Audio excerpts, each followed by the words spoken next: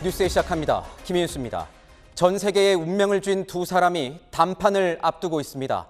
조 바이든 미국 대통령과 시진핑 중국 국가주석이 불과 몇 시간 뒤면 1년 만에 마주 앉습니다. 미중 간 경쟁과 식냉전 기류를 틈타 유럽과 중동의 두 개의 전장이 만들어진 가운데 G2 두 정상이 해빙의 계기를 마련할지 관심이 쏠립니다. 무엇보다 이번 회담 결과는 우리 경제나 안보 지형에도 영향을 줄 수 있습니다. 워싱턴과 베이징 연결해 자세한 소식 알아보겠습니다. 먼저 이은우 특파원, 두 정상 얼마 만에 다시 만나는 겁니까?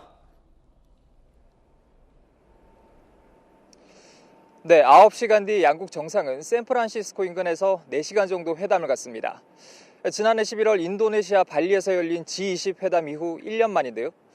그 사이 정찰 풍선 사태로 양국 간 군사 대화 채널은 끊겼고 양국 관계도 냉각기를 가졌습니다.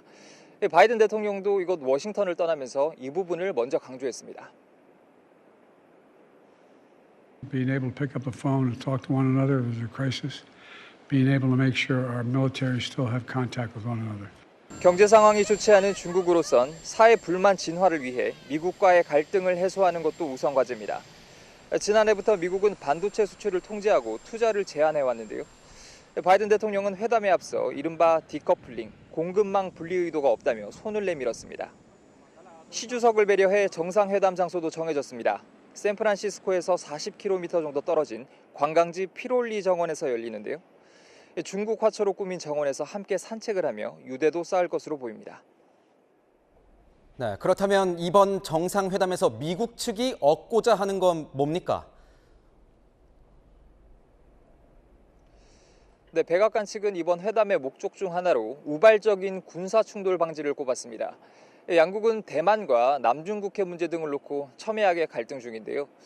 자국 중심의 이 세계 질서를 흔들지 않으려는 미국이 이 군사 충돌만은 반드시 방지해야 한다, 이런 판단을 한 것으로 보입니다.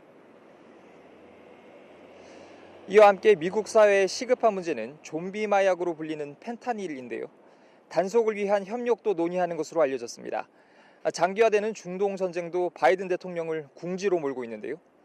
이란의 개입 등을 막기 위해선 중국의 협조가 절실합니다. 1년도 남지 않은 대선을 위해 바이든 정부는 지지율 반등을 하기 위해서 이 미중 갈등의 일시 봉합을 선택할 것이란 분석이 지배적입니다. 지금까지 워싱턴에서 채널A 뉴스 이은우입니다.